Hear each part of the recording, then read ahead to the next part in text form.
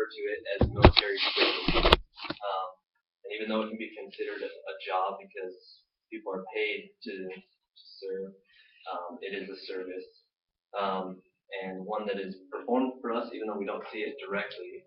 Well, we can see it directly, but we don't always see it directly. And I just want to take a moment too to thank Krista for her service, and to anyone else. I don't know if anyone else in our classroom has served, but I just want to thank you for that, because I don't know if I don't know if I can do that. So from the definition of service and the example of military, we see that service comes in many different shapes and forms, and the end result is just people that receive benefit from it. So those are some of the underlying reasons why service is performed. Let's take a look at why it is a good thing. So there are many reasons why service is necessary. On DoSomething.org's website, there are some facts about disasters. One of them reads, between 2000 and 2012, natural disasters caused $1.7 trillion in damage and affected 2.9 billion people. So due to natural disasters, people can be rendered helpless, homeless, and without hope. Service there's people all the time that volunteer to give service, and charity works and other things that give service to help people affected by natural disasters. Also in the documentary Happiness Is, it talks about how everyone needs help sometimes. So there's usually a time in our life, I don't know if you guys can think of one, but there's usually a time in your life when you are going to need help, and that it would always be good if somebody could serve or help you.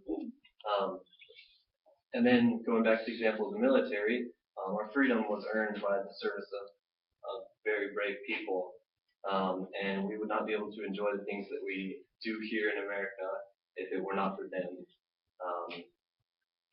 And service, like I said, it comes in many different forms. It can be small acts of kindness as well, and they can go a long way to someone who is in need of those.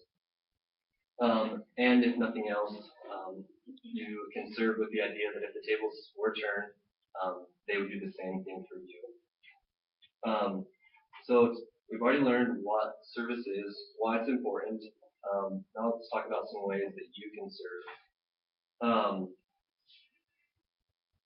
These are just some examples that I thought of. So there's many, and I didn't really go into too much depth. I want you guys to kind of think about ways that you can serve as well. So think about some things you've already heard of, but these are some things that I thought of. So there's many charities and other organizations that allow for volunteer work, and you can even find things that are interesting to you. For example, like I love golf, as most of you know, I think. I play for the golf team here, and if I wanted to, I could volunteer to help at the Waste Management Open, which is like in the beginning of February. Just a PGA Tour event, Professional Golf Association event. They have events like pretty much in a lot of the major cities around the United States, and there's volunteers all the time helping out there and just making sure that things run smoothly. And there's things for other sporting events or for other things that could interest you that you can volunteer to do. And